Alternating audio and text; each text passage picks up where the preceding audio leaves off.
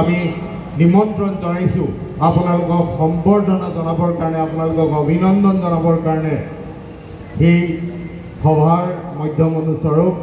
মোৰ মৰমৰ ছাত্ৰ ছাত্ৰীসকল আজি আপোনালোকৰ কাৰণে এটা বিশেষ দিন যে আমি ৰাঙাপাৰা সমষ্টিত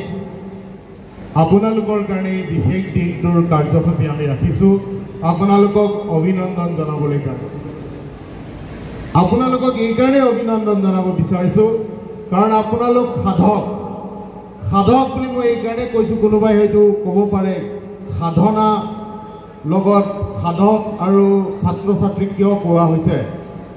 আপোনালোকে যদি সাধনা নকৰে তেতিয়াহ'লে হয়তো আজি আপোনালোকে ইয়াত গামোচা ল'ব আহিব নোৱাৰিলে হয়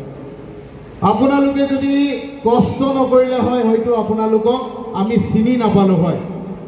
আপোনালোকক আজি আমাৰ বুথৰ সভাপতি গৰাকীও চিনি পায় আজি আমাৰ যুৱ মৰ্চাৰ সভাপতিও আপোনালোকক চিনি পাইছে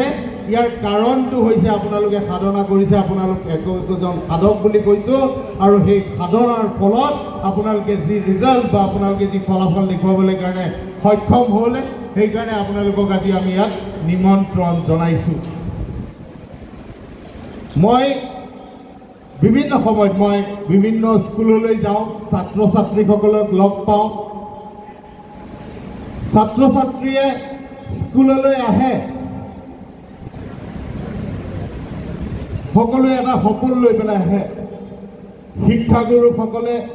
সকলোকে সমানে শিক্ষা বিলোৱা মই দেখিছোঁ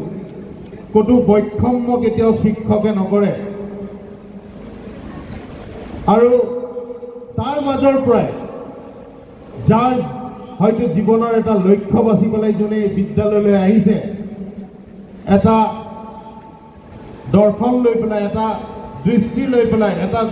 তেওঁৰ সপোন লৈ পেলাই তেওঁলোকে নিশ্চিতভাৱে জীৱনত সফল হ'ব পাৰিছে